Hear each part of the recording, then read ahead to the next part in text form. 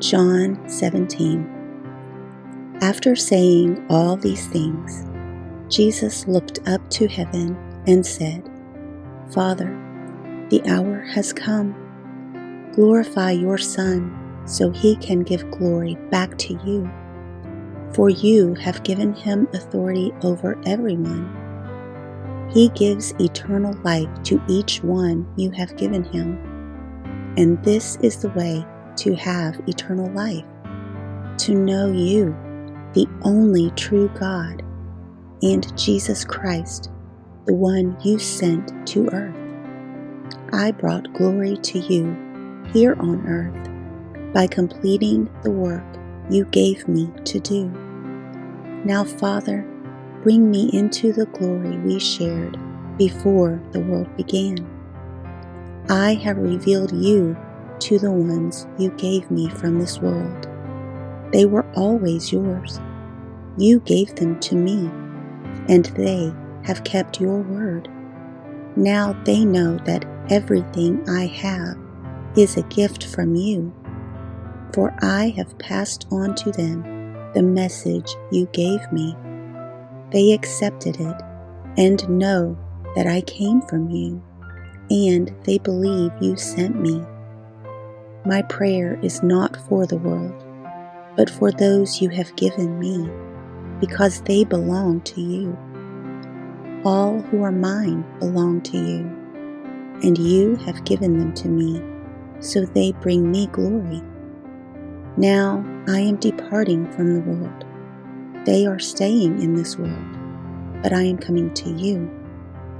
Holy Father, you have given me your name. Now protect them by the power of your name, so that they will be united just as we are. During my time here, I protected them by the power of the name you gave me.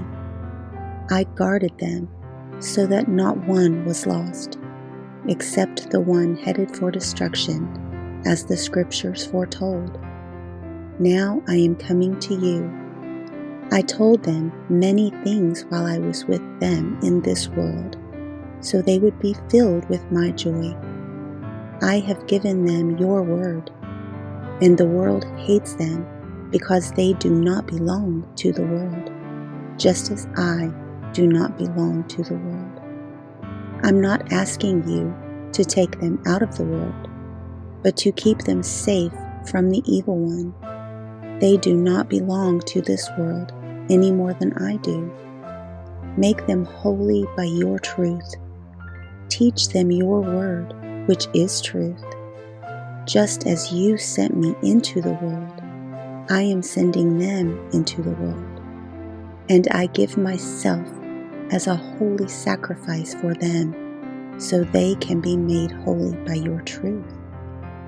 I am praying not only for these disciples, but also for all who will ever believe in me through their message. I pray that they will all be one, just as you and I are one, as you are in me, Father, and I am in you. And may they be in us, so that the world will believe you sent me. I have given them the glory you gave me, so they may be one as we are one. I am in them, and you are in me. May they experience such perfect unity that the world will know that you sent me, and that you love them as much as you love me. Father, I want these whom you have given me to be with me where I am. Then they can see all the glory you gave me, because you loved me even before the world began. O righteous Father, the world doesn't know you, but I do, and these disciples know you sent me. I have revealed you to them, and I will continue to do so. Then your love for me will be in them, and I will be in them. John 18. After saying these things, Jesus crossed the Kidron Valley with his disciples and entered a grove of olive trees. Judas, the betrayer, knew this place because Jesus had often gone there with his disciples. The leading priests and Pharisees had given Judas a contingent of Roman soldiers and temple guards to accompany him. Now, with blazing torches, lanterns, and weapons, they arrived at the olive grove. Jesus fully realized all that was going to happen to him, so he stepped forward to meet them. "Who are you looking for?" he asked. "Jesus the Nazarene," they replied. "I am he," Jesus said. Judas, who betrayed him, was standing with them. As Jesus said, "I am he," they all drew back and fell to the ground. Once more, he asked them, "Who are you looking for?" And again they replied, "Jesus the Nazarene." "I told you that I am he," Jesus said. "And since I am the one you want, let these others go." He did this to fulfill his own statement, "I did not lose a single one of those you have given me." Then Simon Peter drew a sword and slashed off the right ear of Malchus, the high priest's slave. But Jesus said to Peter, "Put your sword back into its sheath. Shall I not drink from the cup of suffering the Father has given me?" So the soldiers, their commanding officer, and the temple guards arrested Jesus and tied him up. First, they took him to Annas, since he was the father-in-law of Caiaphas, the high priest at that time. Caiaphas was the one who had told the other Jewish leaders, "It's better that one man should die for the people." Simon Peter followed Jesus, as did another of the disciples. That other disciple was acquainted with the high priest, so he was allowed to enter the high priest's courtyard with Jesus. Peter had to stay outside the gate. Then the disciple who knew the high priest spoke to the woman watching at the gate, and she let Peter in. The woman asked Peter, "You're not one of that man's disciples, are you?" "No," he said, "I am not." Because it was cold, the household servants and the guards had made a charcoal fire. They stood around it, warming themselves, and Peter stood with them, warming himself. Inside, the high priest began asking Jesus about his followers and what he had been teaching them. Jesus replied, "Everyone knows what I teach. I have preached regularly in the synagogues and the temple, where the people gather. I have not spoken in secret. Why are you asking me this question? Ask those who heard me. They know what I said."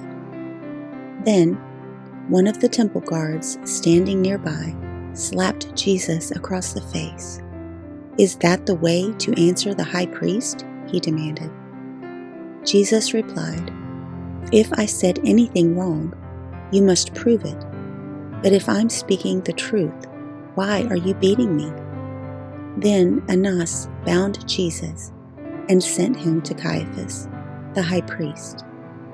Meanwhile, as Simon Peter was standing by the fire warming himself, they asked him again, "You're not one of his disciples, are you?" He denied it, saying, "No, I am not." But one of the household slaves of the high priest, a relative of the man whose ear Peter had cut off, asked, "Didn't I see you out there in the olive grove with Jesus?" Again, Peter denied it, and immediately a rooster crowed. Jesus' trial before Caiaphas ended in the early hours of the morning. Then he was taken to the headquarters of the Roman governor. His accusers didn't go inside because it would defile them, and they wouldn't be allowed to celebrate the Passover. So Pilate, the governor, went out to them and asked, "What is your charge against this man?" "We wouldn't have handed him over to you if he weren't a criminal," they retorted. "Then take him away and judge him by your own law," Pilate told them. "Only the Romans are permitted to execute someone," the Jewish leaders replied.